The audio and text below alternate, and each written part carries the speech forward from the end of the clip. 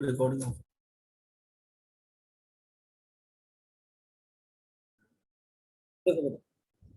हम आज आपको आईआईटी एडवांस से कुछ क्वेश्चंस करा रहे हैं। तो आईआईटी में ये आए तो मैं लिख रहा हूँ, टाइप मेरे ख्याल में है नहीं या होगा आपके पास जरूर। आईआईटी एडवांस का क्वेश्चन है ये, और ईयर बेटा था ये 2012। क्वेश्चन में साथ साथ देखो और अच्छा रहेगा, बेटर रहेगा। क्यों भाई, गलत बोलता हूँ? लिखिए, इफ द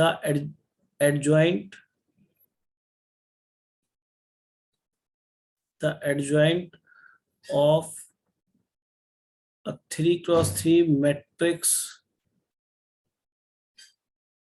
P is, ये गिवन है बेटा 1 4 4 2 1 7 1 1 3। ठीक है। If the adjoint of 3x3 matrix P is this, then the possible value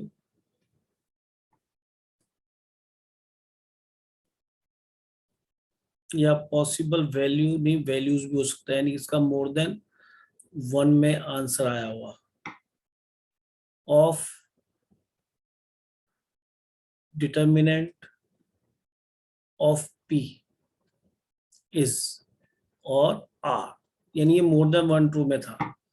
option है बेटा इसका -2 -1 1 एंड 2। क्वेश्चन देख लिया बेटा आपने, समझ लिया क्या कह रहा है क्वेश्चन? क्वेश्चन कह रहा है if the adjoint of 3x3 matrix P is this, यानी कि ये हमें क्या गिवन है बेटा इसका, ये हमें इस मैट्रिक्स P का क्या है, ये एडजॉइंट है या नहीं? Yes sir. Yes sir. Solution करते देखो कितना इजी क्वेश्चन दिया उन्होंने 2012 में, यानी कि एडजॉइंट ऑफ P गिवन है। लिख लो यहाँ पे 1। आप सबने क्वेश्चन नोट कर लिया था बेटा? Yes sir. जी सर। क्वेश्चन जो लिखें और यहाँ पे जल्दी से लिख लें। अब आपको पूछा है डिटर्मिनेंट ऑफ P। अब याद आ गई होगी आपको थ्योरम, जरूर कई बार आपने की है, 12th की थ्योरम है, मैं याद दिलाऊं। एडजॉइंट ऑफ P क्या बनता था का, determinant equal to determinant of P की power n-1, where n is order order of matrix. Very good बेटा, बहुत बढ़िया, गुड। तो एक काम करें, डिटरमिनेंट ले लें both side, taking determinant both the side, इस स्टेप में ले लो बेटा, एक ही बात है। अगर ऐसे समझो तो ऐसे भी ठीक है, और अगर आप ऐसे समझना नहीं चाहते तो एक काम करो, मैं इसको अनडू कर देता हूँ। आप ये कहिए कि मैं determinant of adjoint of P निकाल लेता हूँ, यहाँ पे निकल जाएगा। फर्स्ट रो से निकाल ले बेटा, आप भी साथ साथ निकालो। 1 इंटू क्या बनेगा 3 -7 -4 इंटू क्या बनेगा बेटा 6 -7 +4 इंटू क्या बनेगा 2 -1। हाँ जी, कितना हो गया -4 +4। हाँ अच्छा, आंसर कह रहे हो +4 है, ठीक है। तो ये 1 मिल गया, तो ये +4 आ गया, ठीक है।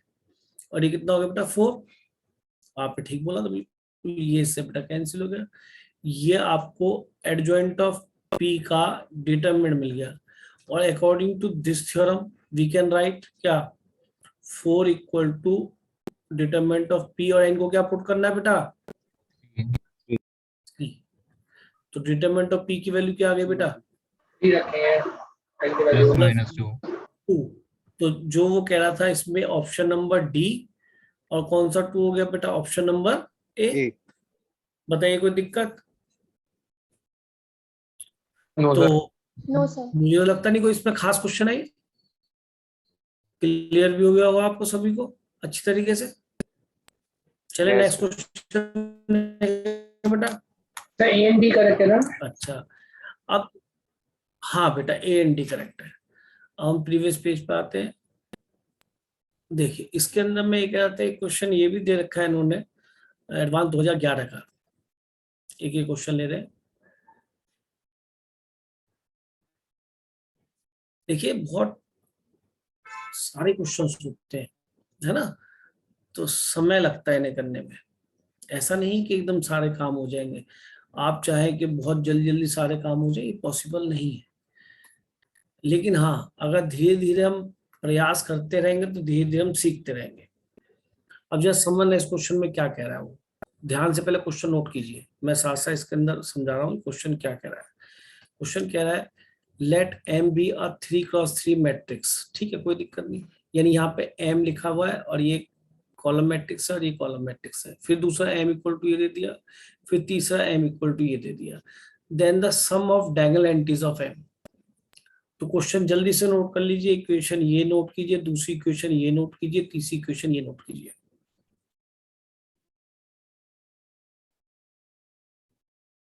बताइए बेटा, नोट कर लिया? Yes sir. तो जस्ट एक मिनट। ठीक है बेटा, नोट हो गया। तो अब आप एक चीज देखो कि आपको डायगोनल एंट्रीज का क्या पूछा आपसे, सम, और डायगोनल एंट्रीज के सम को और क्या बोलते हैं हम, ट्रेस ऑफ मैट्रिक्स एम। कुछ भी नहीं, कोई भी मैट्रिक्स लिखी है, उसके डायगोनल एलिमेंट्स होंगे, उनका सम कर लीजिए। इसको मैथमेटिक्स में या मैट्रिसेस में trace of that particular matrix भी बोलते हैं। ऐसे TRS ऑफ एम भी इस तरह से भी इसको रिप्रेजेंट करते हैं। ठीक है बच्चे, तो जब तक हमें डायगोनल एलिमेंट्स ऑफ एम नहीं मिलेंगे तब तक उनका सम नहीं निकाल सकते। और शायद 3 इक्वेशन दे रखी है, फर्स्ट इज दिस वन, दिखाई दे रही है, पहली इक्वेशन दिखाई दे रही है यहां से यहां तक, दूसरी दिखाई दे रही है, तीसरी दिखाई दे रही है बेटा। तो एक काम करें, एम को लेट कर लें बेटा मैट्रिक्स को। हमने एक एम मैट्रिक्स लेट कर लिया, क्या क्या लेट करना चाहिए बेटा, एम कोई भी ले लेते, A1 B1 C1 A2 B2 C2 A3 B3 C3। भाई एक बताइए, नॉर्मल स्टूडेंट सीधा एक 12th का बच्चा मैट्रिक्स सीख रहा हो क्या करेगा, एम ही लेट करेगा, और हमें वही करना है, इससे आज सोचना नहीं है। ओके, हाँ बेटा बोलो। सर हमें डायगोनल से काम है, तो अगर हम बाकी एलिमेंट्स को जीरो ले ले तो, जैसे B1 C1 डायगोनल एलिमेंट्स को छोड़ के बाकी सबको जीरो ले लेते हैं, अगर ऐसा कर सके। नहीं नहीं नहीं, जी सर। वो उसमें गड़बड़ हो जाएगी। देखो मैं बताऊँ क्या है, समझने की कोशिश करना, अभी देखना। अभी मैं पहली इक्वेशन लिख लूँ, ये फर्स्ट इक्वेशन मैं लेट कर रखी ना, ये मेरी जी सर। सेकंड इक्वेशन है और ये मेरी थर्ड इक्वेशन है। मैं आपकी बात से सहमत हूँ, लेकिन जरा समझने की कोशिश करना कि ऐसा शायद हम ना कर पाए। देखो मैं लिख रहा हूँ, मैं पहली इक्वेशन 1 को यूज कर रहा हूँ बेटा, इस वाली इक्वेशन को, ठीक है। A1 B1 C1, आप भी साथ साथ लिखें बेटा, A2 B2 C2 A3 B3 C3, ये लिखा, एम लिख दिया। उसके बाद इसको मल्टीप्लाई कर रहे हैं किससे, 0 1 और 0 से, और इक्वल टू क्या मैट्रिक्स मिल रही है हमें, बोलो जी, -1 2 और 3। ठीक है, नहीं इसमें कोई दिक्कत?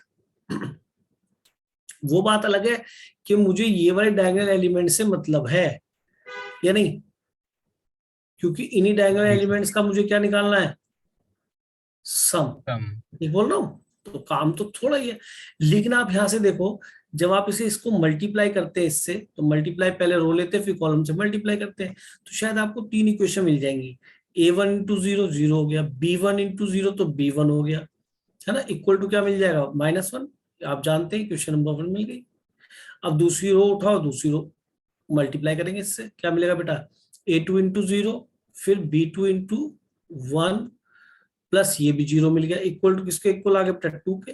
मैं कोई बहुत बड़ा काम नहीं कर रहा बेटा, इक्वेशन नंबर 3 पकड़ी, फिर से मल्टीप्लाई करा।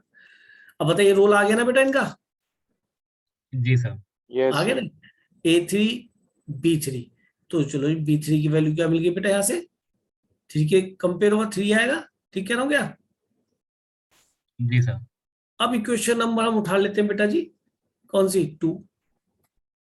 बहुत इजी क्वेश्चन बनाया, फिर से एम लिखो, A1 लिखना चालू रखो, B1 C1 A2 B2 C2 A3 B3 C3। देखो बेटा लिखा सब जगह हुआ है, बात यह है कि आपके साथ जब उस चीज का डिस्कशन हुआ तभी वो बात समझ में आएगी आपको। 1 -1 0, ये एक्सपीरियंस आप जब तक नहीं करेंगे तब तक आप सब कुछ जानते हुए बेकार है। सब जगह हर चीज लिखी हुई है, उससे कोई फर्क नहीं पड़ता। यार एक बात बताओ, शास्त्र हमारे लिखे हुए हैं, महाभारत है, रामायण है, गीता है, सब लिखी हुई है, नहीं लिखी हुई, और सब जानते हैं उनमें क्या लिखा हुआ है। लेकिन आदमी ठोकर खा के सीखता है या कुछ एक्सपीरियंस से सीखता है। तो आप यहाँ सीखेंगे तभी जब इनको करेंगे खुद या मेरे साथ करेंगे, वो एक ही बात है। तो अगर ऐसा नहीं कर रहे तो नहीं काम बनेगा। ठीक है जी। फिर मैंने इक्वेशंस ली, मल्टीप्लाई किया बेटा, क्या बना, a1 प्लस माइनस b1 आएगा, प्लस ये 0 हो जाएगा, इक्वल टू किसके इक्वल आएगा बेटा, 1 के। 1 के इक्वल। इक्वेशन नंबर आ गई 4। इसको मैंने 3 बोला नहीं था, बोल देता हूँ। अच्छा जी, दूसरी इक्वेशन बनाने के लिए क्या है, ये मैट्रिक्स फॉर्म लिखी है, ये मैं इसकी इक्वेशन फॉर्म लिख रहा हूँ, तभी तो मैं इसको इक्वेशन बोल रहा था, पर ये मैट्रिक्स फॉर्म में थी। क्या बना बेटा, a2 माइनस b2, और फिर ये c2 में 0 में हो गया तो इसके दूसरे के इक्वल हो जाएगा 1। और जब थर्ड को लेंगे तो क्या बनेगा बेटा, a3 माइनस b3, और ये c3 0 से मल्टीप्लाई होगा, 0 इक्वल टू क्या आ जाएगा बेटा, -1। माइनस।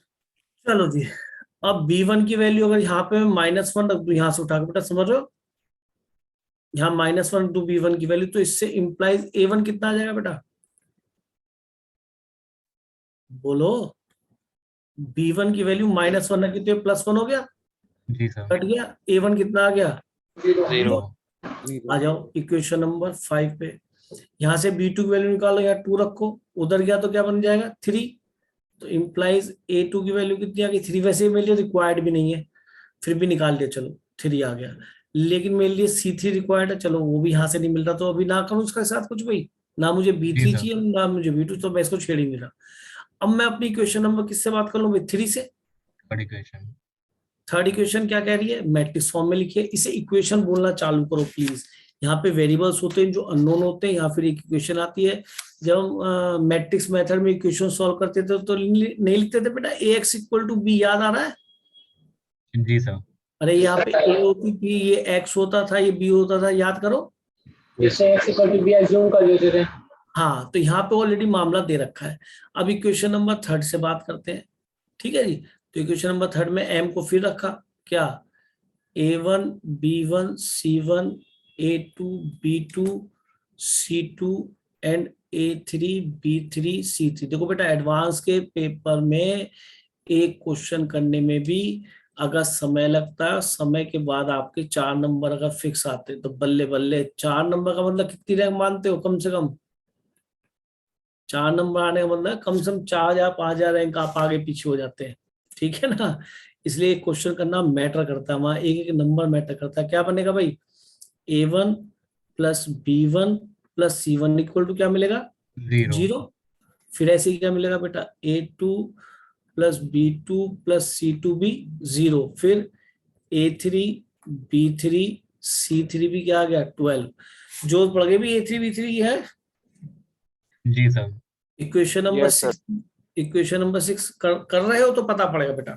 बताओ जी, b3 की वैल्यू यहाँ से मैंने 3 पुट कर दी, यहाँ से उठाया 3 और यहाँ रख दिया, क्या बन जाएगा उधर जाके, a3 +2। +2। गुड। तो अब आपके पास a3 है 2, और हमें निकालना है ये एक्चुअली। इसमें से हमारी कौन सी वैल्यू आ चुकी भाई, सर a1 आ a1 आ चुका है, b2 आ चुका है, c3 चाहिए। c3 चाहिए, तो c3 से मतलब b3 मिल चुका क्या हमें, जी सर, वहां पर है 3। 3। तो c3 तो इससे मिल जाएगा भाई, ऊपर की दो इक्वेशन को नीड ही नहीं है। Yes sir. तो c3 कितना मिल गया बेटा आपको, ये दोनों 6 उधर चले 7। जाएंगे, 5 तो कितना मिल जाएगा 7। तो बस अब तो हमें वैल्यू निकालनी है, क्या, a1 डायगोनल एंट्रीज का सम या उसका trace, a1 plus b2 plus c3। हाँ जी, a1 कितना था, सर 0 दैट इज 0। b2 कितना था बेटा, +2। ये b2 था, अच्छा यहाँ निकला हुआ, तो सॉरी, इधर इधर ये निकाला मैं, रेक्टेंगल बना रहा हूँ बेटा ना 2। और बच्चे c3 कितना था, सर 7। 7। क्या रिजल्ट आ गया जी आपका, 9। तो ये हमारा रिजल्ट हो गया। ये इंटीजर में आया था क्वेश्चन, जब इंटीजर में क्वेश्चन आता था तो उसका रिजल्ट 0 से लेकर 9 तक होता था, ठीक है। अच्छा पता क्या है, घूम फिर के जब आप क्वेश्चंस काफी सारे करेंगे तो आपको लॉजिक, अब यहाँ से देखो एक चीज आपको कंफर्म हो गई कि ये चीज क्या है, बोलो ये क्या है, क्या रीड करोगे इसे, एन इक्वेशन। तो कम से कम रीड करना सीख लो यार, वहां पे पता ना हो कि सिंबल्स देख देख के आप डर रहे हैं। अब बताओ इसमें कौन सी ऐसी बात थी जो मैंने कभी नहीं पढ़ाई या आप नहीं जानते, ये कह दोगे सर ये तो हम जानते नहीं, तो इसमें आपको प्रैक्टिस रिक्वायर्ड है, प्रैक्टिस नहीं करेंगे तो कुछ भी नहीं होने का, ये समझ लीजिए प्रैक्टिस बहुत जरूरी है। हमने कौन से 11 कर लिया, 12 क्वेश्चन कर लिया, दिख गया। हम 13 क्वेश्चन करें बेटा। सर 13 क्वेश्चन, देखो क्या बनना चाहिए उसमें। 13 का दिखा रहा तुम्हें क्वेश्चन, नहीं दिखा रहा, पहले बताओ।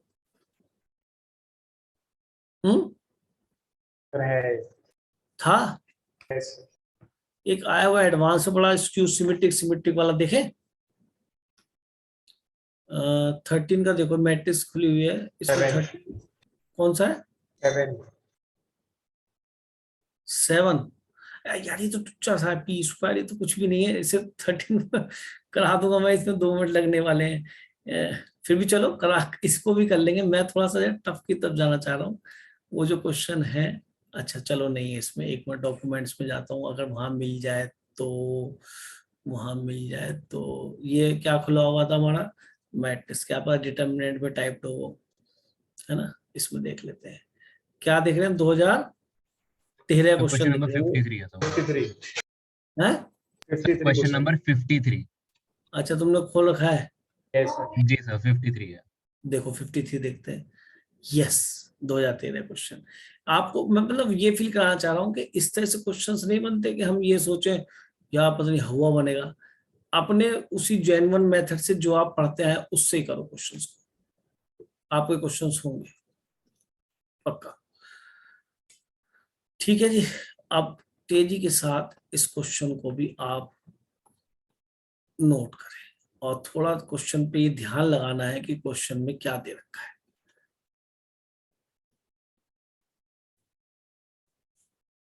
आपको ऐसा लगेगा बिल्कुल 12th का क्वेश्चन कर रहे हो, मतलब हमारी एनसीईआरटी से इंस्पायर्ड है। सर कोचिंग के मॉड्यूल में है ये हमारा। हैं कोचिंग के मॉड्यूल में जो पहला ऑप्शन है वो क्वेश्चन ही है एक्चुअली में, उसमें बी है ना, है। ट्रांसपोज ए बी सिमेट्रिक और स्क्यू सिमेट्रिक था ऐसा।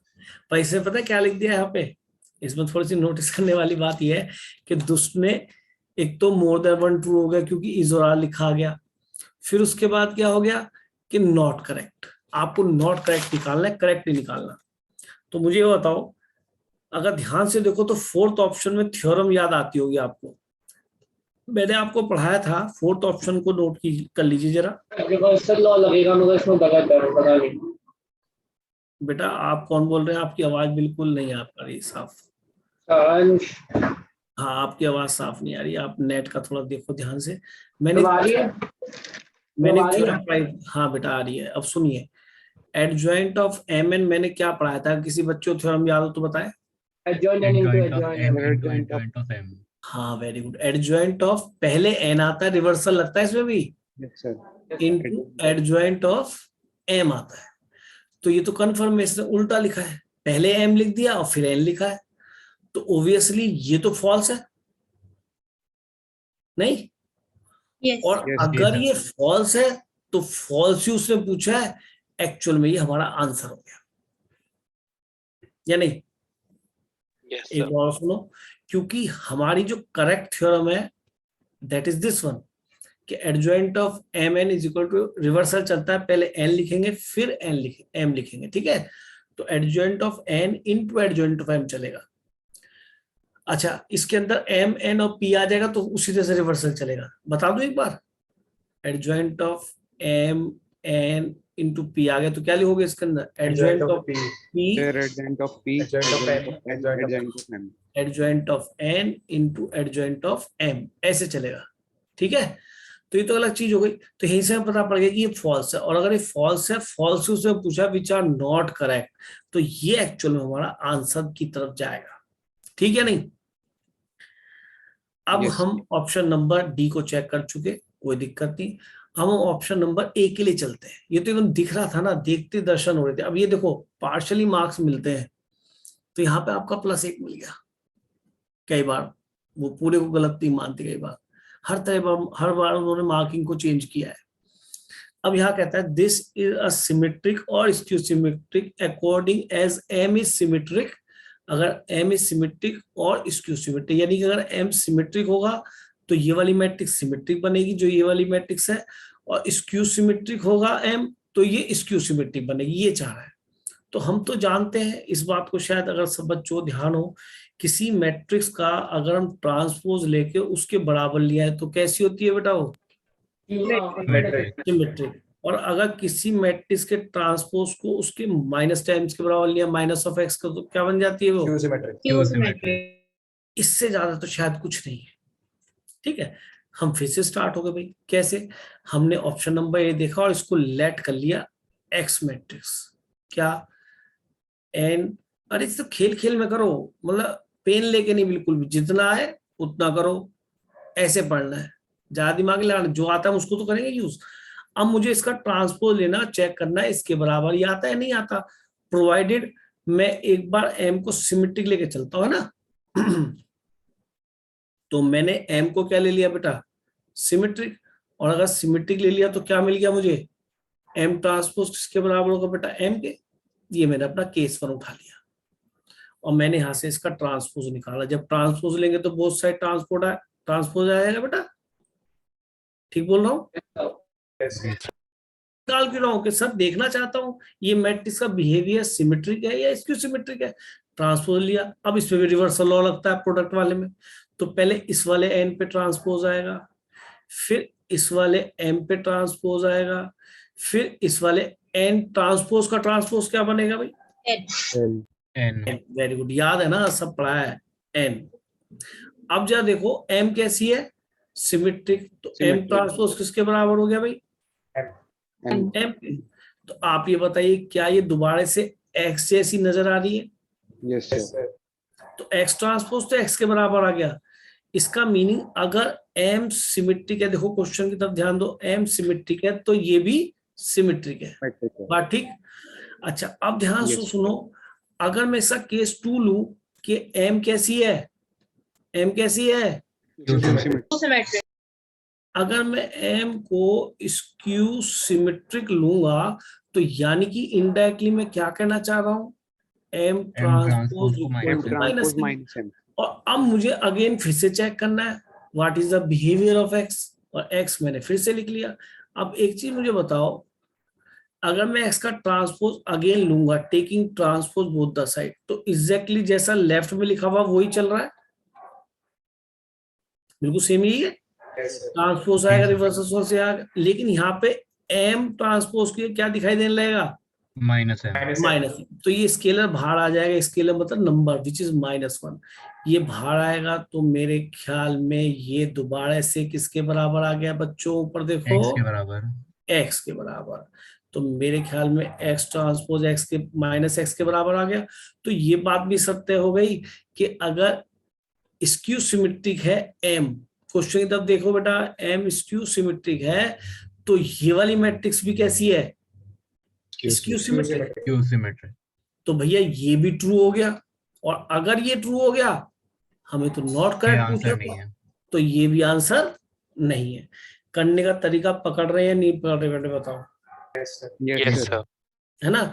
हमें इसमें बहुत ध्यान इस बात का रखना है कि जब भी करें तो ट्रू फॉल्स लिखते रहे, और हम अपने उस आंसर को आंसर देंगे जो फॉल्स होगा, क्योंकि नॉट करेक्ट इज आस्किंग। ठीक है, चल दूं तीसरे पार्ट पे, यानी कि ऑप्शन नंबर बी को चेक करूं। तो अब आप बी उतार लीजिए। इसमें क्या कहता है ध्यान से देखिए, इसमें कहता है M N minus N M is skew symmetric for all symmetric matrix of symmetric matrices of M and N. यानी इस बार हमें गिवन क्या है बी ऑप्शन चेक करने के लिए कि एम और एन कैसे हैं? एम और एन कैसे हैं? सिमेट्रिक। सिमेट्रिक। ध्यान से देखो, एम और एन है सिमेट्रिक। अगर सिमेट्रिक है तो they follow M transpose equal to M and N transpose equal to N. क्या ठीक बोल रहा हूं बेटा? Yes, sir. और मुझे क्या देखना है कि what is the nature of this skew symmetry matrix, is this is skew symmetric. तो मैं देख लूं इसको, एक पी मैट्रिक्स लिख लूं या एक्स लिख लूं, M N minus N M. हाँ जी, क्या करना है, इसे स्क्यू सिमेट्रिक है ये है, तो क्या करूंगा, taking Transpose. Transpose both the sides. both the side, very good, m n minus N M का ट्रांसपोज। ये आपको पता होगा, अगर ध्यान हो तो, अगर कहीं पे a प्लस बी की पावर ट्रांसपोज लिखा है तो ये ट्रांसपोज अलग अलग मैट्रिक्स पे चला जाता है, चाहे माइनस हो तो माइनस पे भी जाएगा। तो m इंटू एन भी तो एक मैट्रिक्स है से a, n इंटू एम भी तो एक मैट्रिक्स है से b, तो बात वही हो गई। क्या लिखूं बेटा, बोलो। And transpose, Transpose and transpose. Very good, M N इस पे भी ट्रांसपोज जाएगा और एन एम दोनों पे अलग अलग ट्रांसपोज डिस्ट्रीब्यूट हो जाता है, अगर माइनस भी रहा हो यहाँ पे, ठीक है। तो बताइए जी, रिवर्सल लॉ लग गया, इसमें रिवर्सल लगता है प्रोडक्ट में, तो ये हो गया एन ट्रांसपोज और ये हो गया बेटा क्या, एम ट्रांसपोज। इस पे रिवर्सल लगाओ, पहले किस पे आएगा, एम पे, और फिर किस पे जाएगा, एन पे। अब बताइए एन का ट्रांसपोज में क्या लिख सकता हूँ, एन, और एम के ट्रांसपोज को एम, तो एन एम माइनस ये भी एम बन गया और ये भी एन बन गया। अब बताइए सिनेरियो ये आ रहा है कि क्या ये इसके माइनस टाइम्स हो सकता है, इसके बराबर हो सकता है, minus टाइम। तो मैं यहाँ से माइनस कॉमन ले लूं तो क्या दिखेगा, M N minus N M. तो ये तो माइनस ऑफ एक्स क्या आ गया, देखो ये पूरा एक्स है और ये पूरा क्या एक्स, एक्स ट्रांसपोज किसके बराबर आ गया बेटा, minus Minus x. X. Minus x, यानी एक्स का बिहेवियर कैसा होगा, Symmetric. Skew symmetric. अब मुझे बताओ क्या इसे स्क्यू सिमेट्रिक कहना था, तो ये ट्रू हुआ फॉल्स हुआ, True हुआ B option. ये भी ट्रू हो गया, ट्रू तो हमें देखना ही नहीं है, तो ये ऑप्शन में ये नहीं भी आएगा। नहीं नहीं है. है. यानी ये भी हो गया रॉन्ग। अभी हमें सी भी चेक करना है, समझ रहे हैं।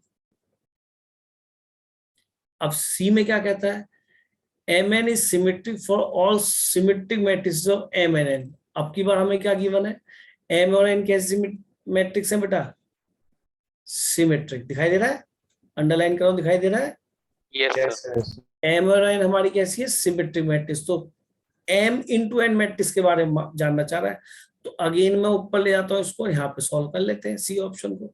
दिखाई दे रहा है सभी को, ऑप्शन नंबर सी के लिए करेक्शन स्टार्ट करा हमने। एम एन इसको लेट कर लूं क्या, एक्स अगेन, Yes, sir. और गिवन क्या है उसको ध्यान दो कि symmetric matrices M and N, यानी एम सिमेट्रिक यानी कि एम ट्रांसपोज एम के बराबर हो गया, एंड एन भी सिमेट्रिक है तो एन ट्रांसपोज भी एन के बराबर हो गया। इसको मैंने फिर से लेट एक्स कर लिया, तो मुझे क्या लेना पड़ेगा, taking Transpose both the sides. Both the side. तो इस पे भैया ट्रांसपोज लगा दिया। अब रिवर्सल लॉ चलेगा, तो N transpose into M transpose, N transpose किसके इक्वल है, एन के, ये किसके इक्वल है, एम के। M के. क्या ये इसके बराबर है एक्स के, No sir. क्या ये माइनस एक्स के बराबर है, No sir. ना तो ये सिमेट्रिक आई, ना तो ये सिमेट्रिक है, और ना ही ये स्क्यू। अरे मेरी क्लियरिटी बिल्कुल आ रही है आवाज की और स्क्रीन की, पहले बताओ। जी सर आ रही है. Yes, sir. यानी कि हमारा फॉल्स हो गया जी, ऑप्शन लिख दो नीचे फॉल्स। Yes, sir. और अगर ये फॉल्स हो गया तो इनकरेक्ट ही पूछा से नॉट करेक्ट, तो यानी ये हमारा रिजल्ट हो गया। तो बताइए कौन कौन से ऑप्शन ट्रू है बेटा, So C and D. Can be. C and D. तो क्वेश्चन बताओ आपको अच्छा लगा या नहीं लगा, पहले बताओ, जी Yes, सर. Yes, sir. है ना। मतलब ऐसा था ना कि एंजॉय कर रहे हैं, ऐसा तो लग रहा था दिमाग पे प्रेशर पड़ रहा है, No, sir. प्रेशर नहीं पड़ रहा, बस मैं यही चाहता हूँ कि दिमाग पे प्रेशर ना पड़े, तभी मजा है पढ़ाई का, है ना। अब हमने कौन सा कर लिया जी क्वेश्चन, ईयर 13 का कर लिया, 11 का कर लिया था, Yes. 12 करा था, 13 का हो गया। अब एक और क्वेश्चन उठाते हैं बेटा, 17 का देखो, इसमें क्वेश्चन दे रखा है 17 का 38. 38 है इसी में ही। Yes, sir. चलो तो बैक पेज पर आता हूँ, अगर मिल जाए। आपने सबने नोट कर लिया बेटा या नहीं? चलिए लिखा करो, सुना करो। हम लिखने और सुनने से सीखते हैं, केवल लिखोगे नहीं सीखोगे। केवल लिखते रहो, सुनो मत उसको, ठीक है? और केवल सुनते रहो, लिखो मत, तो भी नहीं सीखोगे। हाँ जी, कौन सा कह रहे थे आप? नहीं सर, नहीं है, वो कोई और ही है. मैं कौन सा कह रहा था क्वेश्चन? तो 38 है सर, एडवांस टू 2017 का। 70 क्वेश्चन दे, उसमें स्क्वायर ऑफ मैट्रिक्स दे रखा था। जी सर 38 ही है वो। 38 है सर. 38 ये पीछे जाऊं और पीछे? Yes, sir. 38, वाह। ये देखो क्वेश्चन कितना प्यारा बनाया बनाने वाले ने, बहुत बढ़िया क्वेश्चन है। मोर देन वन ट्रू के देखो, आज काफी क्वेश्चन करा रहा हूं मैं, हैं? हाँ जी, किसी बच्चे ने ट्राई किया था बेटा ये क्वेश्चन? नहीं है? चलो अब एक काम को जल्दी से इस क्वेश्चन नोट कर लो। एडवांस 2017 का क्वेश्चन है, इजी क्वेश्चन है, सुनना है बस ध्यान से। और इसमें भी इज और आर नॉट की बात कर रहा है ना।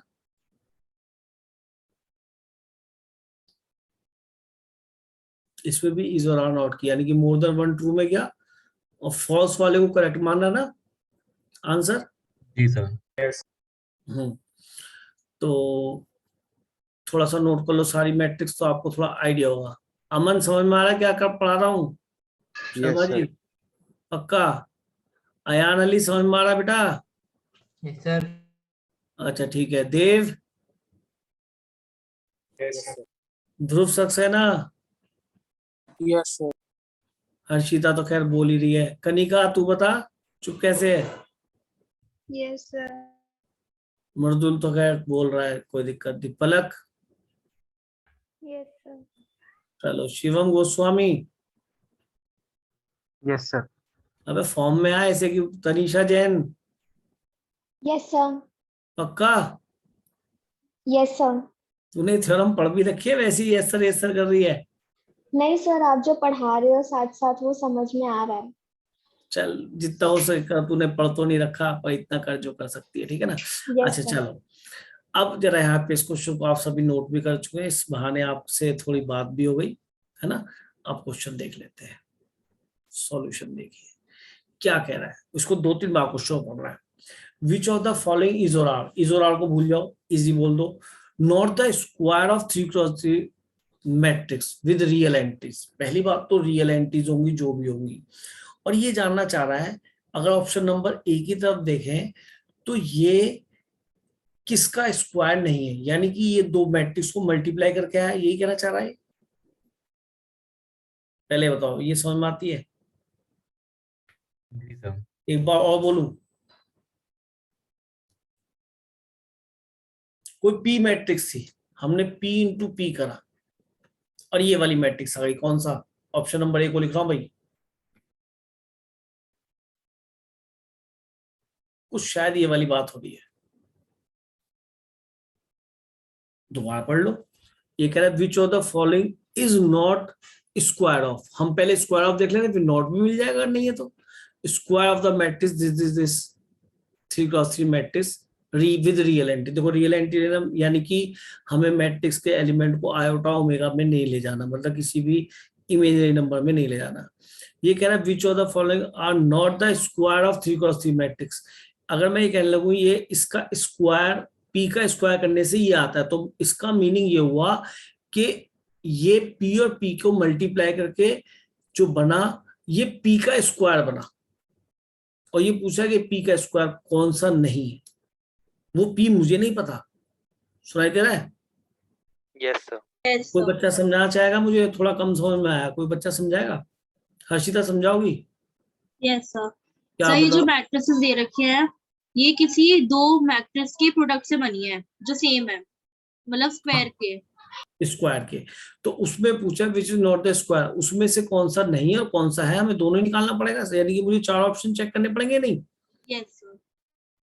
तो देखो बेटा, ये तो बड़ा मुश्किल है क्योंकि कई सारी मैट्रिक्स हो सकती हैं जिनके स्क्वायर करने में हो सकता है इनमें से कोई मैट्रिक्स बनती हो, पर यह है कि आसान मैट्रिक्स दे रखी है। तो अगर मैं इससे बात करूं ऑप्शन नंबर ए से, और फिर उसके बाद सेम हमें बात करनी है ए बी और सी डी से, तो मैंने क्या करा, दोनों तरफ डिटरमिनेंट लिया बेटा इसका। अब तुम्हें लॉजिक समझ में आया कि डिटरमिनेंट लेने का क्या फायदा होगा। ये तो पक्की बात डिटरमिनेंट ले सकता हूं, यानी कि मैं डिटरमिनेंट निकाल लूं। जब मैंने इसका डिटरमिनेंट निकाला तो इतनी बात सभी को आती, मैंने पढ़ाया था कि जब डायगोनल मैट्रिक्स होती है तो उसका डिटरमिनेंट सीधा क्या होता है, प्रोडक्ट ऑफ, नहीं तो निकाल के देख लो, बहुत बड़ा काम नहीं है। डिटरमिनेंट क्या आ जाएगा, A B C, product of diagonal elements होता है, याद करने जल्दी काम होता है। तो जैसे ही मैंने इसके प्रोडक्ट करा डायगोनल एंट्रीज का, तो ये 1 इंटू 1 इंटू 1 क्या बन जाएगा बच्चे, और ये पावर ऊपर चली जाती है। डिटरमिनेंट में हमने सीखा क्योंकि ये नंबर है, नंबर का स्क्वायर हो गया।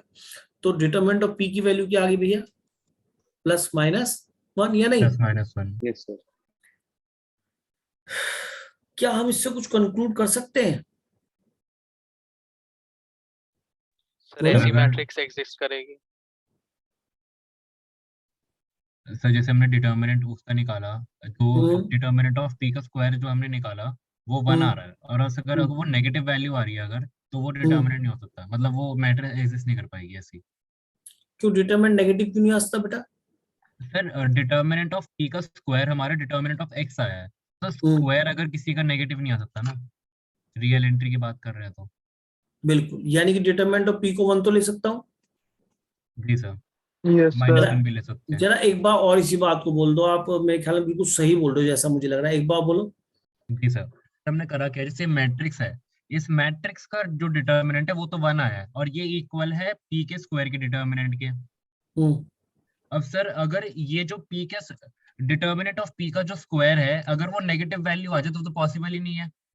तो मतलब हुआ क्या है, ये एक्चुअली में सारी मैट्रिसेस इसमें सिर्फ डायगोनल एलिमेंट्स हैं। तो सर ये जिन जिन मैट्रिसेस के डायगोनल एलिमेंट्स, मतलब अगर हम डिटर्मिनेंट निकालें, अगर वो नेगेटिव आ रहा है, मतलब वो मैट्रिक्स एग्जिस्ट नहीं कर पाएगी ऐसी, क्योंकि वो जो है वो किसी के स्क्वायर की वो है, उससे बनी हुई है। हाँ जी, ये बात सबके पल्ले पड़ी जिसने बोली भैया ने। Yes sir. तो सर ये Yes, B sir. And D हो जाएगा फिर। हाँ, वो आयोटा में चला जाएगा ना। Yes sir. जी सर। चलो, अच्छा अब मुझे बताओ, डिटरमिनेंट ऑफ पी 1 बन सकता है? जी सर, बन सकता है। अगर Yes. 1 बन सकता है तो यानी ऐसी मैट्रिक्स कोई ना कोई एग्जिस्ट करती है, तो इसका मतलब ये तो ट्रू हो गया ऑप्शन। और अगर जी ये सर, ये ट्रू हो वाला गया ठीक है। तो उसने तो कौन सा पूछा है, नॉट, तो ये ऑप्शन हमारा क्या हो जाएगा बेटा, गलत। रॉन्ग, क्योंकि तो ट्रू हो गया। अब आ जाओ बी ऑप्शन को चेक करो, इसका डिटरमिनेंट निकालो कितना बना बेटा, इसको मैं पी स्क्वायर ले लेता हूँ, इसका डिटरमिनेंट कितना बनेगा, -1, -1। और डिटरमिनेंट ऑफ पी स्क्वायर, तो ये तो गड़बड़ हो गई शायद, मुझे लग रहा है। सही बोल रहा हूँ क्या? Yes sir. यस जी सर। यानी ये तो रॉन्ग है, डिटरमिनेंट ऑफ पी का स्क्वायर, इधर तो पॉजिटिव नंबर इधर नेगेटिव नंबर, तो ये तो फॉल्स हो गया। और अगर ये फॉल्स हो गया तो नॉट करेक्टिव पूछा है, तो ये तो हमारा आंसर की तरफ चला गया भाई। Yes yes. चलो ऑप्शन नंबर सी की तरफ चलो, इसे पी स्क्वायर ऐड कर लो। आओ जी, डिटरमिनेंट लो बोथ साइड, तो इधर डिटरमिनेंट की वैल्यू क्या आएगी बोलो, 1। 1, तो ये तो एग्जिस्ट कर जाएगा, क्योंकि डिटरमिनेंट ऑफ पी क्या बन जाएगा बोलो, +-1, तो पी की वैल्यू +-1 आएगी, लेकिन हम केवल 1 तो ले सकते हैं, -1 तो नहीं ले सकते। तो ये भी शायद क्या हो गया, करेक्ट में चला गया 1 के लिए। Yes sir. और अगर ये ट्रू हो गया तो ये भी हमारा ऑप्शन नहीं हो नहीं सकता। होगा। ऑप्शन नंबर डी की तरफ आ जाइए। अब बताइए डी में क्या करेंगे, इसका डिटरमिनेंट क्या बनेगा, -1। -1, डिटरमिनेंट ऑफ पी स्क्वायर, इसको भी हमने पी स्क्वायर ऐड कर लिया कि दो मैट्रिक्स के प्रोडक्ट है सेम का, तो -1 equal determinant of P square, ये पावर ऊपर चली जाती है, आप सब जानते हैं डिटरमिनेंट में देखें, है ना। तो ये भी इम्पॉसिबल है, तो ये कैसा बन गया, फॉल्स, और अगर ये False. फॉल्स बन गया तो ये हमारा आंसर भी हो गया। आगे बात समझ में नहीं? यस। जी सर। ये आपने 17 क्वेश्चन कर लिया, अब 18 का करें। एक 17 में और आया हुआ है यार, तो जो सॉल्यूशंस वाले क्वेश्चन बनते हैं उसमें आया हुआ है जी एडवांस 64 है इसमें। सर 64। चलो अभी देखते हैं। भाई ये तुम मुझे इसलिए अच्छे लगते हो कि तुम मुझे बता देते हो, मुझे ढूंढना बड़ा मुश्किल होता है, मेरा मन नहीं करता, मैं तो बस इतना दिमाग में होता है यार ये बच्चों को क्वेश्चन जरूर बनाना है। तो 64 कहाँ रह गया बाबू? सर ये कह रहे हो पीछे रहेगा। इससे पीछे है? Yes sir. तो फिर देख लेते हैं पीछे। 64, हाँ ये भी ठीक क्वेश्चन है, शायद न्यूमेरिकल वैल्यू में आया ना, solution of topic solution system of, अच्छा मुझे लग रहा है ये अल्फा, अच्छा तो वैल्यू पूछे न्यूमेरिकल ही आया है मुझे लग रहा है, ऑप्शन नहीं है ना इसके, है बेटा? Yes, चलो sir. देखते हैं, हम करते हैं, मतलब मैं पता है वो कराना चाहता हूँ, इससे आपको कुछ सीखने को मिल जाए। वैसे तो देखो एडवांस का क्वेश्चन और जेई का क्वेश्चन, जेई मेन का क्वेश्चन हमें कुछ ना कुछ दे के जाता है, ये तो समझ लो। और वो हमारे लिए जितनी हम प्रैक्टिस करेंगे, जितना अभ्यास करेंगे, उतनी हमारी स्पीड बढ़ेगी, और स्पीड मैटर करती है कंपटीशन में, ये समझ लीजिए। जिस बच्चे की स्पीड नहीं है वो बच्चा बेकार है, कंपटीशन आता है उससे क्या फर्क पड़ता है, आता तो बहुत ऊपर है, घर में बैठे करो बहुत जल्दी हो जाएंगे क्वेश्चन, मतलब बहुत देर में हो जाएंगे पर हो जाएंगे, लेकिन कंपटीशन में तुम्हें जल्दी करना है। अच्छा अब इसको कैसे पढ़ोगे? इक्वेशन पढ़ोगे नहीं पढ़ोगे? Yes. हैं? तो पढ़ना आगे ना। इससे पहले इस पूरे को क्या लिख रहा था आप याद करो, इससे पहले इस पूरे को क्या लिख रहा था? एम लिख रहा था बस। तो ये पकड़ने की बात है, आप इस पैटर्न पकड़ लो। ये हमारे जेई में, मेन में, एडवांस बहुत ज्यादा इस पैटर्न को फॉलो करते हैं, तो बच्चा वहां डर जाता है देख के। लेकिन अब आपको जो है ना इसके अंदर पकड़ मिल जाएगी, ऐसा नहीं मिलेगी, बहुत अच्छी पकड़ मिलेगी, आप समझ जाएंगे इन चीजों को बहुत जल्दी। तो अब जो मैंने आपको कभी मेहनत करवाई थी ना इक्वेशन के सॉल्यूशंस के लिए, वो आज आपको पता पड़ेगी कि सर ने जो पढ़ाया था उसका आज फायदा होगा, है ना? ये एडवांस के क्वेश्चंस की वजह से वो मेहनत करवाई जाती है। प्लेन वाला कंसेप्ट समझाते याद आ रहा है इक्वेशन के सॉल्यूशन निकालने के लिए? Yes, sir. Yes, sir. तो वो तुम्हें अब सारा याद आएगा, और देखना मजा आने वाला है क्वेश्चन में। तो हम यहाँ से सॉल्यूशन इसका स्टार्ट कर देते हैं। सबसे पहले तो इसको मल्टीप्लाई करके इक्वेशन जनरेट कर लें। हाँ जी कीजिए मल्टीप्लाई। क्या मिला जी? x plus alpha y plus alpha square z। और सबसे बड़ी चीज बताऊं, रिवीजन होता है, जो आपने पढ़ रखा उसे 2-3 बार पढ़ लो, साई टाइप की थ्योरम्स आ जाए, साई टाइप के क्वेश्चन दिमाग में आ जाए, बस बल्ले बल्ले हो गई। इक्वल टू 1, ठीक है? ये क्या बना जी? Alpha x plus Y plus alpha z equal to क्या बन गया जी? -1। और ये क्या बना जी? Alpha square x plus Y plus z क्या बन गया? 1, ठीक है? तो ये हमारी इक्वेशन इस तरह दे रखी है, लीनियर इक्वेशन है, 3 लीनियर इक्वेशन हो गई। और अल्फा इज रियल नंबर है, इस पे ध्यान दो, इमेजिनरी लेना, has the infinitely many solution. और infinitely many solution, Cramer rule पे आ जाओ। क्रैमर रूल क्या कहता है? Delta equals to 0. Determinant 0 होना हाँ, चाहिए। डेल्टा भी Del x 0, equals to del और x. सर एंड सारे delta Delta X, 1, Delta X. Delta 2, delta x लिख लो, Delta डेल्टा 3. वाई लिख लो, कुछ डेल्टा लिख देते हैं, कोई डी लिख देते हैं। अब बड़े हो चुके हो यार, ये सब जीरो होते नहीं होते? Yes, sir. तो हर बच्चा सबसे पहले डेल्टा निकालता है, क्योंकि तो मैंडेटरी है कि इट शुड बी 0, है ना?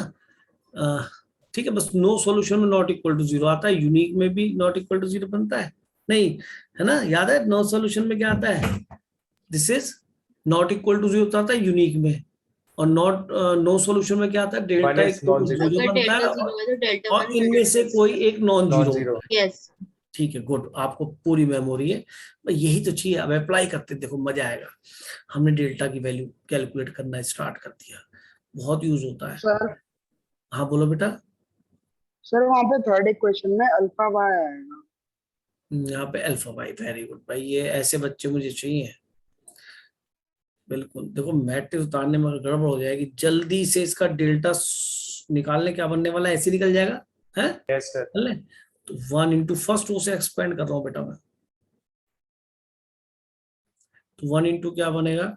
1 minus alpha square minus alpha into क्या बनेगा? Alpha minus alpha cube. सभी अपना करें, मेरा नोट ना करें, प्लस एल्फा। मैं जल्दी तो नहीं चल रहा बेटा?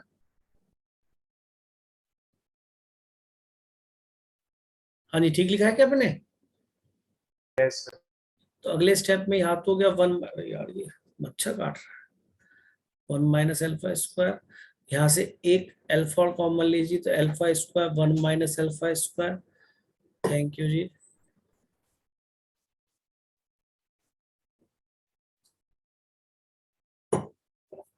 क्या कॉमन आ गया बाल को? 1 माइनस अल्फा स्क्वायर और ब्रैकेट में क्या बच जाएगा? कॉमन ले लिया ना मैंने ये वाला,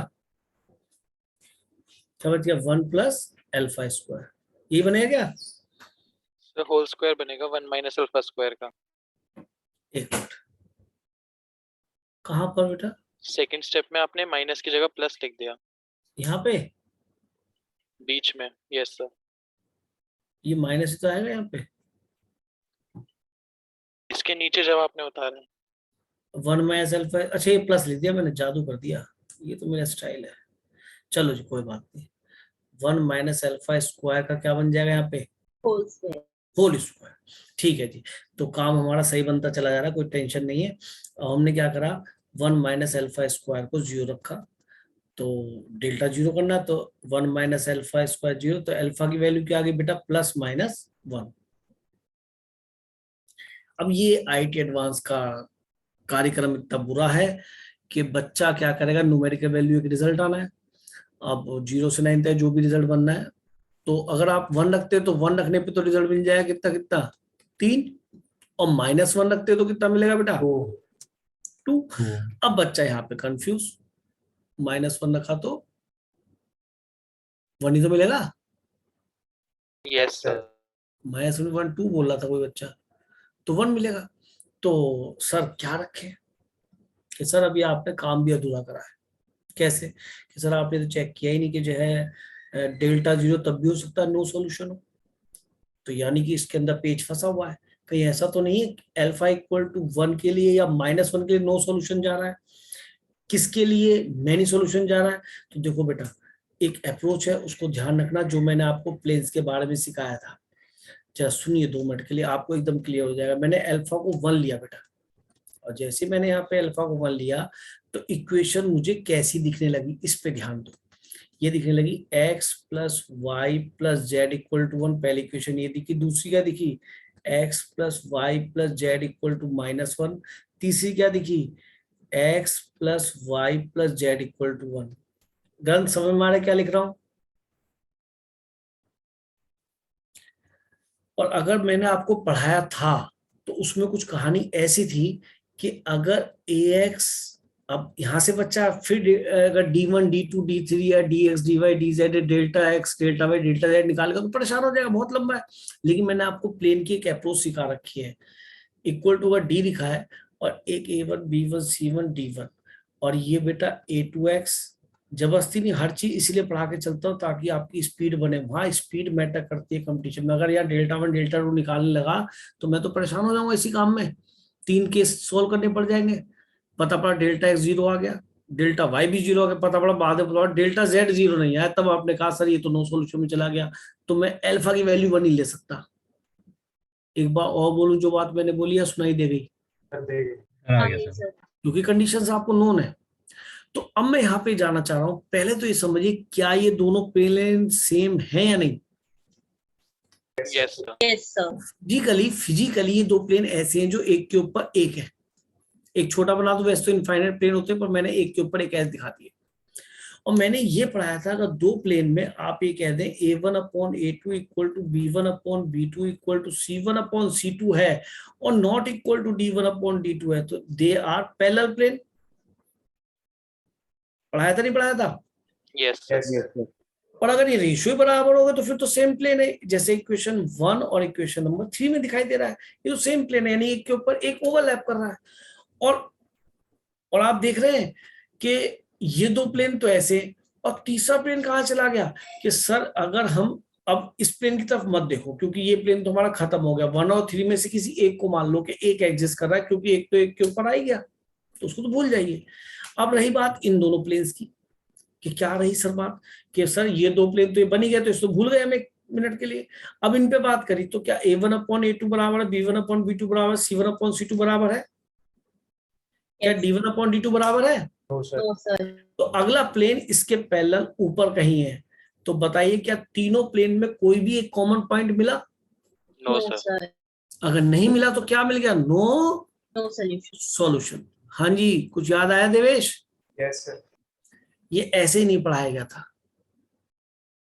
ताकि आप स्मार्ट बन जाए। अब मुझे ना dx निकालना पड़ा, dy निकालना पड़ा, dz, ना delta x, delta y, delta z, जो भी आप बोलना चाहें। सुनाई देगी अच्छी तरीके से? जी सर। Yes sir. अब हमें करना पड़ेगा, यानी कि आंसर नो सॉल्यूशन से तो कहा है इनफाइनिटली मैनी सॉल्यूशन। दिखाई दे रहा है जी सर। कि सर अब तो यानी कि अल्फा इक्वल टू किससे काम चलेगा? Minus minus -1 one. से। तो बच्चा -1 से आंसर निकाल के सीधा 1 आंसर लिख देगा। बट मैं कुछ और प्रैक्टिस करा दूं आपको। अब मैंने -1 लिखा है यहाँ पे, जस्ट समझने की कोशिश करना। ये समझाने के लिए कर रहा हूँ, नथिंग एल्स। क्वेश्चन हमारा हो चुका है जो कि वहां एग्जाम में बनेगा। तो हमने फिर से क्वेश्चन लिखी।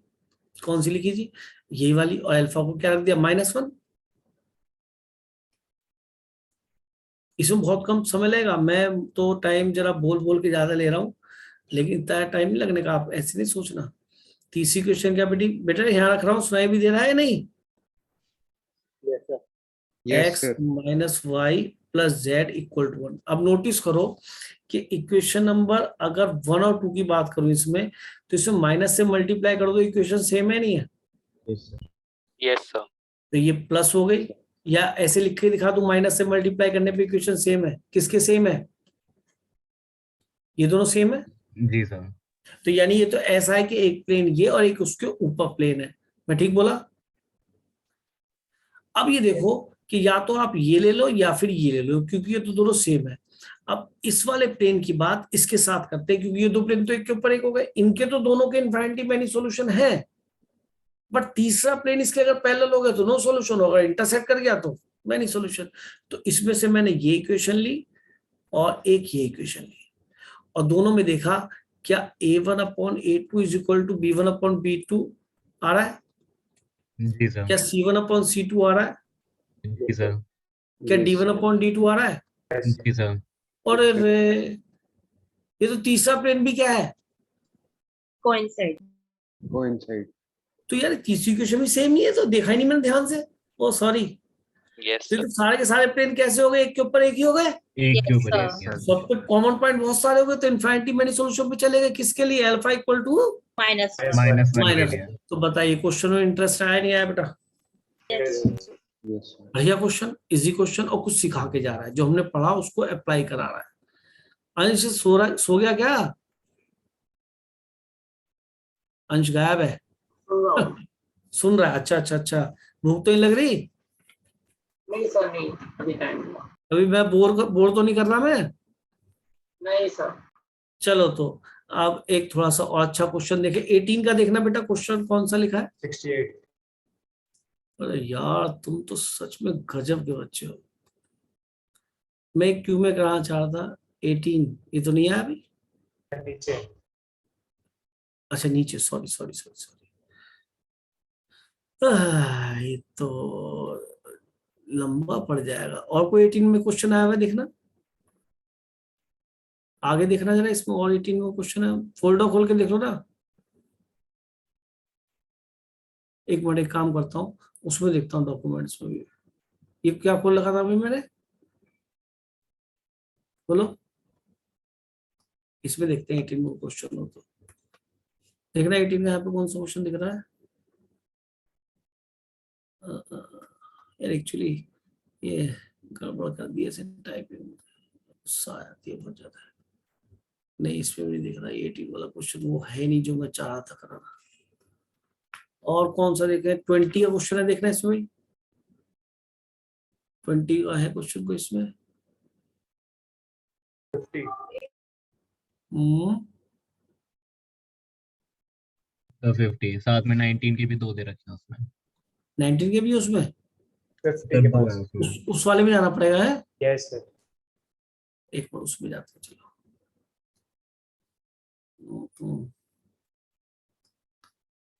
कौन सा था? 50। 15। 50। अच्छा ये 50, चलो ये 20 का ये कर लेते हैं, ठीक है। टाइम बहुत हो रहा है, इसको देख लेते हैं। इसमें थ्योरम्स की एप्लीकेशन आ जाएगी तो आपको थोड़ा और बूस्टअप मिल जाएगा, कुछ नहीं है। थ्योरम्स याद आ जाएंगी सारी।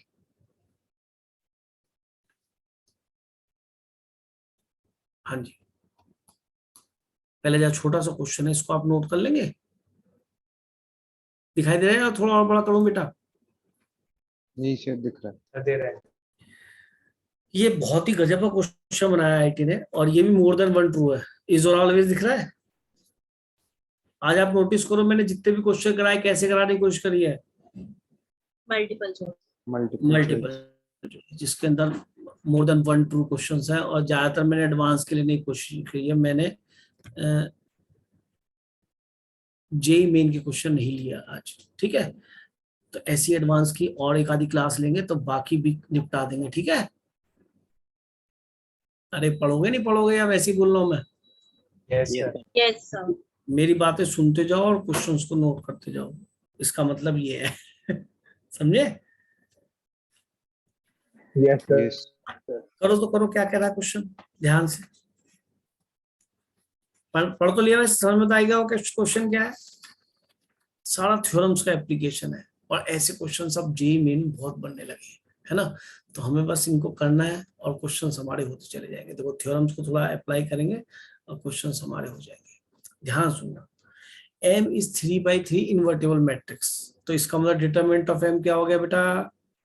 Exists. Not equal Not to equal to 0.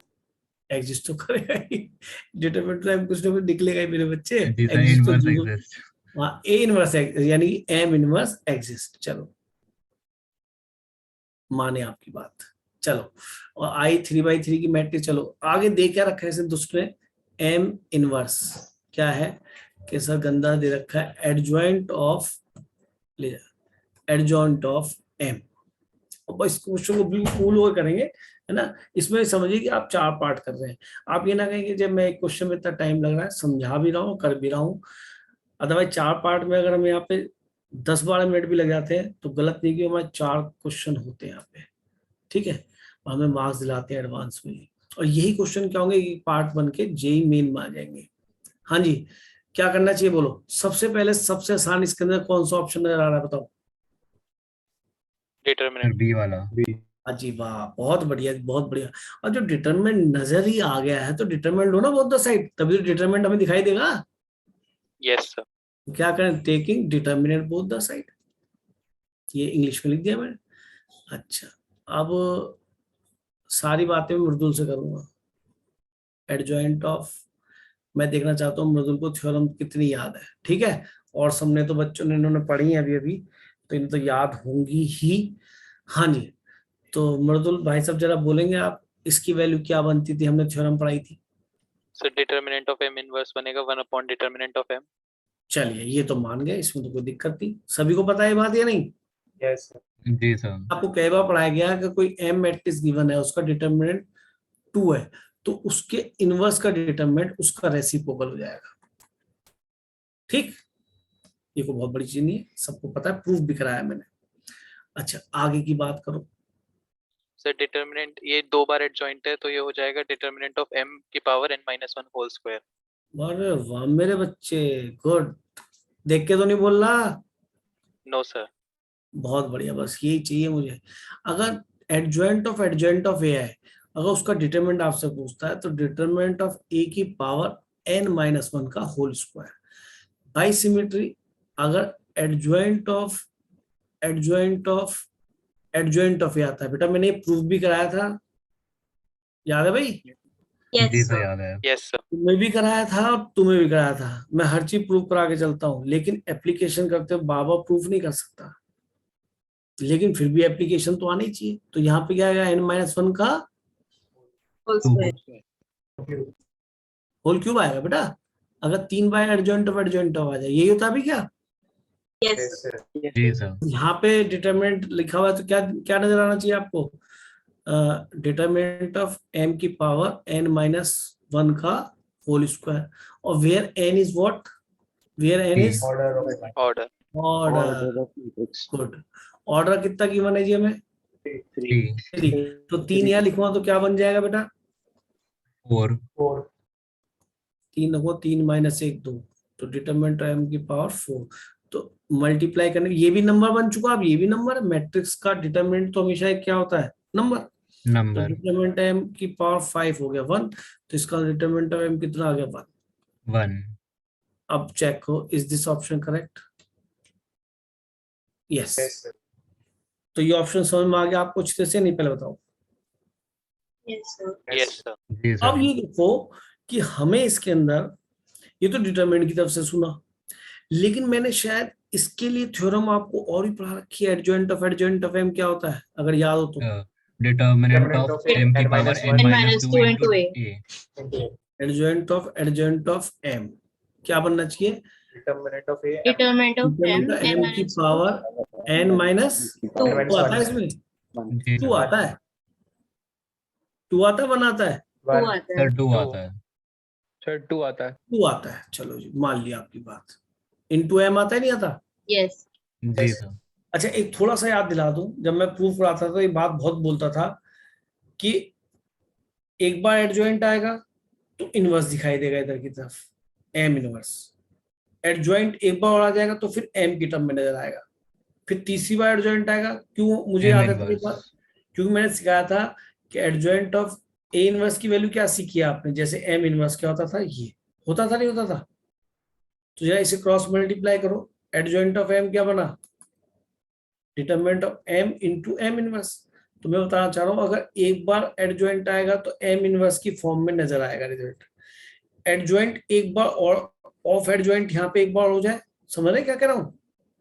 तो फिर ये m बदल जाएगा, क्योंकि मैंने बताया था एडजॉइंट काइंड ऑफ इनवर्स होता है, एक्चुअल में इनवर्स नहीं होता। किसके इक्वल होता है adjoint? Kind of Kind of. Type of inverse, Kind of उसका inverse। मल्टीपल ऑफ इनवर्स होता है। तो एक बार और उसका इनवर्स का इनवर्स लेंगे तो m में बदल गया, नहीं बदल गया? एक Yes. बार और एडजॉइंट sir. लेंगे तो फिर m इनवर्स में रिजल्ट आएगा। तो ये आप देख लेना अदरवाइज वीडियो, नहीं तो मैंने पढ़ा रखा है। अदरवाइज यहाँ तक तो थ्योरम याद होनी चाहिए। और अगर एक बार और एडजॉइंट की जरूरत पड़े तो यहाँ पे m की जगह एडजॉइंट ऑफ m लिख देना लेफ्ट और राइट में, और आपको वो भी ड्राइव हो जाएगी। तो इतना तो एटलीस्ट बच्चों को याद होना चाहिए। अब मुझे क्या करना चाहिए आप बताओ? कि सर इसकी वैल्यू रख दो। इसकी वैल्यू उसने क्या दी है हमें, बोलो? m इनवर्स कर Yes. दूं? जो क्वेश्चन दे रखा वही कर रहा हूं बेटा मैं, काम कोई नया तो काम कर नहीं रहा। मैंने यहाँ पे लिख दिया इसकी जगह m इनवर्स, और ये n क्या है यहाँ पे जी? फिर अगेन ऑर्डर, ये कितना बन जाए 1, और डिटरमिनेंट ऑफ m तो हमने निकाल रखा है, जी सर 1 निकला था। 1 था ये तो 1 के साथ किसी मैट्रिक्स मल्टीप्लाई तो m, तो m इनवर्स किसके बराबर आ गया? m के। ऐसा ऑप्शन है? नहीं। ओहो, ये दे रखा ना m m, square. Yes sir. m square m, तो m स्क्वायर निकालना तो m से मल्टीप्लाई कर दो, मल्टीप्लाई बाई m, तो m स्क्वायर आ जाएगा। तो m से मल्टीप्लाई कर दिया, प्री मल्टीप्लीकेशन कर दिया, प्री का मतलब पहले, तो ये m स्क्वायर हो गया। ये क्या बन गया बच्चे? आई। इसे तो सब जानते बच्चे पूरे गाजियाबाद में। तो m स्क्वायर किसके बराबर आ गया? ये ऑप्शन भी करेक्ट हो गया। अच्छा, ये ऑप्शन गलत हो गया, m तो i के बराबर आ रहा है, वैसे m किसके बराबर आ रहा है? m इनवर्स के। तो ये ऑप्शन गलत हो गया। ये तो तभी पॉसिबल होगा कि m एक आइडेंटिटी मैट्रिक्स ही हो ओनली। समझ रहे? Yes. जी सर। Yes sir. ठीक। और अब हम आगे चलते हैं। डिटरमिनेंट तो इसका भी बना है, खैर। अब क्या चले भाई, हम कौन सा ऑप्शन रह डी गया? ऑप्शन। डी। ये तो बड़ा गंदा सा लग रहा है भाई, क्या लिखा है? एडजॉइंट ऑफ m का whole square equal to i। ये भी चेक करना है, कैसे करोगे बताओ? इसे m determinant of m times m inverse लिख देंगे। डिटरमिनेंट ऑफ m 1 है। अंदर जो वैल्यू दे रखा है, यस सर। चलो जी, मृदुल करवा रहा है। Yes sir. चलो जी, मृदुल भाई साहब की बात सुन लेते हैं। डी। तो बोलो साहब क्या लिखा है? एडजॉइंट ऑफ m का होल स्क्वायर की बात कर रहे हैं, और ये हमें लेके चलना है, इसको आई शो करना है या नहीं ये देखा जाए। कैसे करा बोलो? सर इसे लिख देंगे determinant of m into m inverse का whole square. Determinant of m, क्योंकि ये फॉर्मूला होता है ए इनवर्स की वैल्यू जी सर। जब भी पढ़ाया था, adjoint of A upon determinant of A. और मैं यहीं से तो बोलता हूँ कि adjoint of A m inverse times है, तो मैं क्या लिख दिया इसे? Determinant of m into m inverse m m inverse. Inverse. का होल स्क्वायर। अब आगे बेटा, डिटर्मिनेंट ऑफ m 1 है, m इनवर्स m है, तो m स्क्वायर आ गया, m स्क्वायर i है। ये आ गया 1।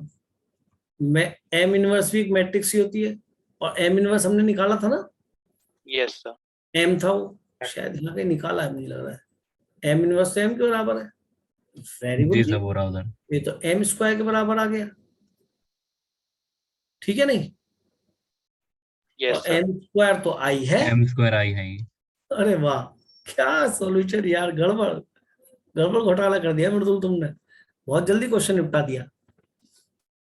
ठीक है जी, आनंद आया क्वेश्चन के, इस मृदुल के सॉल्यूशन में ज्यादा आनंद आया, आनंद आ गया जी सर। है? मतलब यार एक चीज बताओ, क्या यूज करा इसने, कौन सी ऐसी बात यूज कर दी? लेकिन एक बात है भाई, सुन मृदुल, अगर हमारे ये वाले ऑप्शन पहले चेक ना होते तो बहुत जल्दी ना होता क्वेश्चन, यस सर। है? Yes sir. अच्छा एक चीज बताओ, अगर हम एक लॉजिक और देखें कि मान लीजिए ऑप्शन नहीं होते, क्या मैं इसे कर पाता?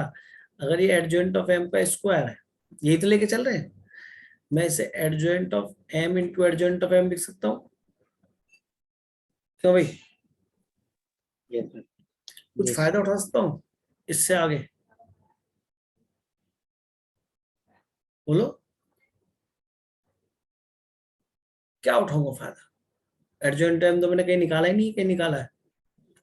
एक प्रॉपर्टी लगा सकते हैं, कौन सी बोलो? एडजॉइंट ऑफ m का whole square adjoint of m square के बराबर हो जाएगा। क्यों? सर प्रॉपर्टी होती है, ये तो इसके बराबर आ ही रहा है। नहीं अंदर वाले m का स्क्वायर। अच्छा ये मान लेता हूँ, एडजॉइंट ऑफ एम का स्क्वायर, क्योंकि रिवर्सल लॉ इसमें लगता है ना। तो अब चलो, m स्क्वायर i है, तो एडजॉइंट ऑफ i भी i हो और एम जाएगा। स्क्वायर हो गया, एडजॉइंट ऑफ एम स्क्वायर आई था ही, है? यस अच्छा पिछले Yes. वाला यूज होगा, एडजॉइंट ऑफ आई तो आई ही होता है, एंटी मैट्रिक्स का एडजॉइंट हो, कोफैक्टर हो, सब आई निकलते हैं, ठीक है ना? Yes sir. तो अब अलविदा दोस्तों कहते हैं, या भी और पढ़ना है? नमस्ते सर। नमस्ते नमस्ते भाई, नमस्ते, थक गया। कौन था ये नमस्ते सर? सर कुशाल। है सर कुशाल? कुशाल। हाँ, इसका जय